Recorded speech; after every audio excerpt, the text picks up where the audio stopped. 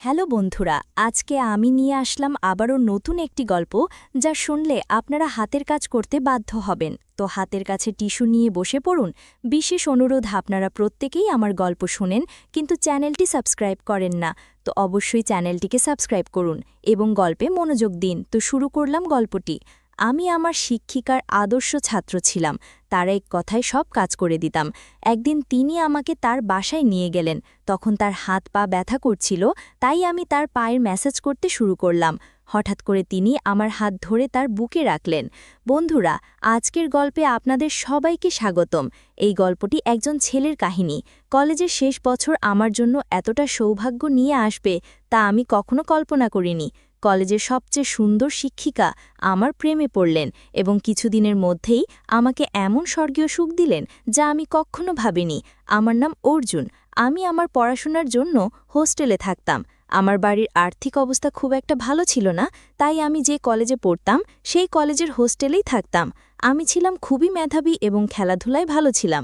আমার একটি ভালো পরিচিতি গড়ে উঠেছিল যা আমি আমার ভালো অভ্যেসের মাধ্যমে অর্জন করেছিলাম। যেমন আমরা পরিচিত হয়ে উঠি, তেমনই আমাদের শত্রুও বেড়ে যায়। আমার সাথেও এমনটাই হয়েছিল।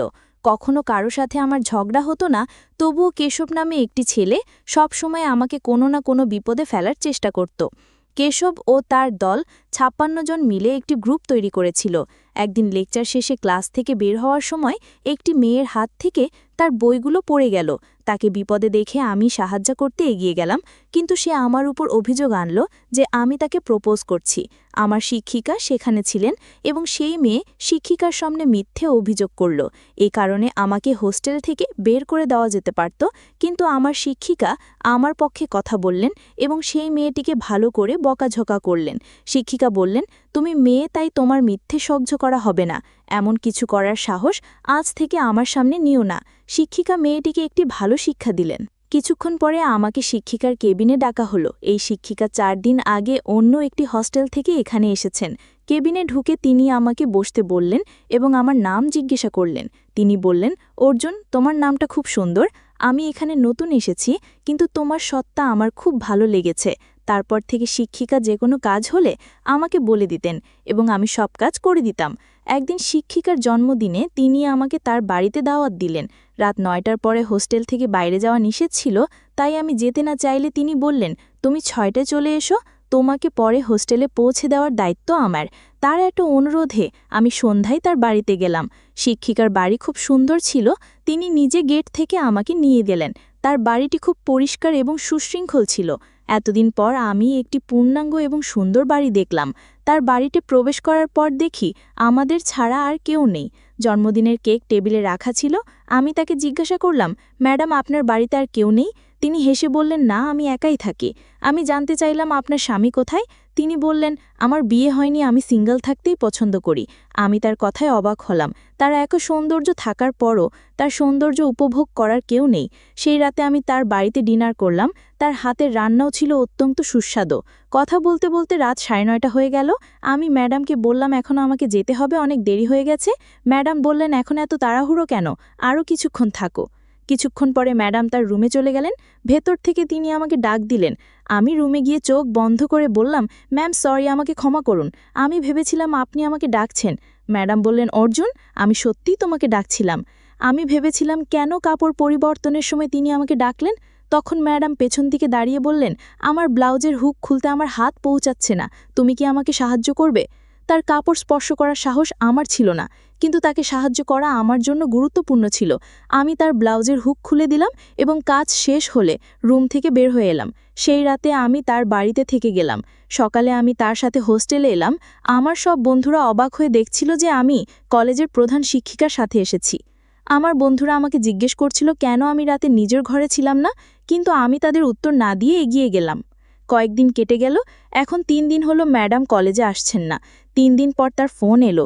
তিনি বললেন, অর্জুন, আমাকে একটু সাহায্য করো। তার এক কথায় আমি দৌড়ে তার বাড়িতে গেলাম। সেখানে গিয়ে দেখি তার মুখ পুরোপুরি ম্লান। তিনি ঠিকভাবে হাঁটতে পারছিলেন না। আমি তার শারীরিক অবস্থা সম্পর্কে জিজ্ঞেস করলাম এবং জানলাম তার কোমরে মচকেছে। এই কারণেই তিনি গত ২ দিন ধরে কলেজে আসছেন না। আমি তার জন্য মেডিকেল থেকে ওষুধ নিয়ে এলাম। তখন তিনি বললেন, অর্জুন, ৩ দিন ধরে আমি ওষুধ খাচ্ছি, কিন্তু কোনো পরিবর্তন অনুভব করছি না। তুমি কি আমার কোমরে গরম তেল দিয়ে মালিশ করতে পারবে? হয়তো এতে আমি আরাম পাবো। আজ পর্যন্ত আমি তার কোনো কাজেই না বলিনি।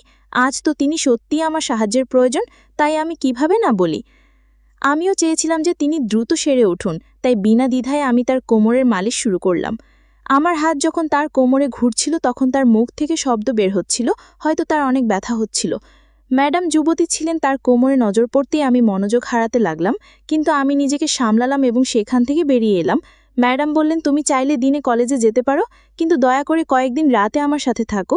যখন আমি একটু ভালো অনুভব করব তখন আমি নিজেই তোমাকে চলে যেতে বলবো। তিনি খুবই একা ছিলেন, তার সাহায্যের জন্য আশেপাশে আর কেউ ছিল না। আমি সেখানে থাকবো কিনা এই নিয়ে চিন্তা করছিলাম। তখন ম্যাডাম বললেন, অর্জুন, সংকটের সময় আপন জনেরাই পাশে থাকে। আমি তোমাকে আপন ভেবে এখানে থাকতে বলেছি, কিন্তু যদি তোমার ইচ্ছে না হয় তাহলে কোনো সমস্যা নেই। ম্যাডাম খুবই দুঃখিত হয়ে পড়লেন। তখন আমি বললাম, ম্যাডাম, আপনি আমার আপনজন, আপনি একদম চিন্তা করবেন না। যতদিন আপনি ভালো বোধ করবেন না ততদিন আমি এখানে থেকে যাব। আমার কথা শুনে ম্যাডাম খুশি হলেন। রাতে আমি নিজেই তার বাড়িতে রান্না করলাম। গত 5 বছরে অনেক কিছুতেই অভ্যস্ত হয়ে গিয়েছিলাম। আমার হাতের রান্না খেয়ে ম্যাডাম খুব খুশি হলেন। তারপর তিনি আমার হাত ধরে হঠাৎ করে চুমু খেলেন। তার জন্য এটা স্বাভাবিক ছিল, কিন্তু আমার জন্য এটা একেবারেই স্বাভাবিক ছিল না। ঘুমানোর আগে আবার তার কোমরে মালিশ করলাম। মালিশ করে যখন আমি হলের বাইরে ঘুমাতে যাচ্ছিলাম তখন ম্যাডাম আমাকে থামালেন। তিনি বললেন, আজ তুমি আমার ঘরেই ঘুমাবে। রাতে যদি কোনো কিছুর প্রয়োজন হয় তাহলে আমি তোমাকে জাগাতে পারবো। তার বিছানায় তার পাশে ঘুমাতে আমার অস্বস্তি হচ্ছিল, কিন্তু সত্যিই তার আমার সাহায্যের প্রয়োজন ছিল, তাই আমি সেখানে ঘুমাতে রাজি হয়ে গেলাম। ঘরের আলো নিভতেই আমি ঘুমিয়ে পড়তে লাগলাম। হঠাৎ আমি অনুভব করলাম কেউ আমার উপর হাত বোলাচ্ছে। আমি চমকে উঠলাম এবং পাশের নাইট ল্যাম্পটা জ্বালালাম। আলো জ্বলতেই দেখলাম ম্যাডামের হাত আমার কোমরের কাছে দিয়ে যাচ্ছে। এটা দেখে আমি তার হাত সরিয়ে দিলাম। আমি বললাম, ম্যাডাম, এটা কি হচ্ছে? আপনি কি করছেন? তিনি বললেন, এখানে তুমি আমার ছাত্র নও আর আমি তোমার ম্যাডাম নই। তোমাকে দেখে প্রতিদিন আমার তোমার কাছে আসার ইচ্ছে হয়, কিন্তু তুমি এই সুন্দর শরীর থেকে সবসময় সরে থাকো। তুমি পুরুষ নও কি? আমি বললাম, ম্যাডাম, আপনি আমার উপর সন্দেহ করবেন না, আমি পুরুষই, কিন্তু আমি কখনো আপনাকে সেই দৃষ্টিতে দেখিনি। এতে তিনি বললেন, আমি সন্দেহ করি তুমি পুরুষ নও, তোমাকে তা প্রমাণ করতে হবে, তারপরেই আমি মানব যে তুমি পুরুষ। ম্যাডাম আমাকে উত্তেজিত করছিলেন যাতে আমি তার সাথে সময় কাটাই, কিন্তু আমি তা করব না। আমি স্পষ্টভাবে না বললাম। তখন তিনি রেগে গিয়ে তার ঘর থেকে বেরিয়ে গেলেন। বাইরে যাওয়ার কিছুক্ষণ পরেই তার চিৎকার শোনা গেল। আমি বাইরে গিয়ে দেখতে লাগলাম তার ঘরের অন্য দিক থেকে আওয়াজ আসছিল। ম্যাডাম ভিতরে কি করছিলেন এটা আমার বুঝতে পারছিলাম না। 20 মিনিট পরে তিনি সেই ঘর থেকে বেরিয়ে এলেন। বের হওয়ার সময়ও ক্লান্ত দেখাচ্ছিল। আমি তাকে মানা করেছিলাম, তাই তিনি রেগেছিলেন। আমি তার বর্তমান অবস্থা দেখে তার কাছে গেলাম। আমি বললাম, ম্যাডাম, আমি আপনাকে এতটাই পছন্দ করি যে আপনি আমার প্রেমের পরীক্ষা পাশ করেছেন। এখন আমার পরীক্ষা দেওয়ার পালা। এটা বলে আমি তাকে 2 হাতে তুলে নিলাম এবং তার ঘরে নিয়ে গেলাম। আমি এত কাছে ছিলাম যে তার চোখে এক আলাদা আলো দেখলাম। ঘরে গিয়ে তাকে বিছানায় শুইয়ে দিলাম এবং নিজেও তার পাশে শুয়ে পড়লাম। তিনি আমার গলায় হাত দিলেন এবং আমরা একে অপরের অনেক কাছাকাছি চলে এলাম। ম্যাডাম আর সহ্য করতে পারছিলেন না। তিনি আমাকে চুমু খেতে শুরু করলেন। তখন আমি বললাম, ম্যাডাম, একটু ধীরে, আপনার সামনে আমি এখনো ছোট। বলতে বলতে আমি আরও কাছে চলে এলাম। যখন আমি পুরোপুরি কাছে গেলাম তখন তিনি চোখ বন্ধ করে ফেললেন। তিনি আমার জন্য পুরোপুরি পাগল হয়ে গিয়েছিলেন। আমি বললাম, ম্যাডাম, আপনার ক্যামেরা চালু আছে। এটা শুনতেই তিনি চোখ খুললেন এবং বললেন, অর্জুন, তুমি কি বলছো? আমি বললাম, ম্যাডাম, আমি সত্যি বলছি।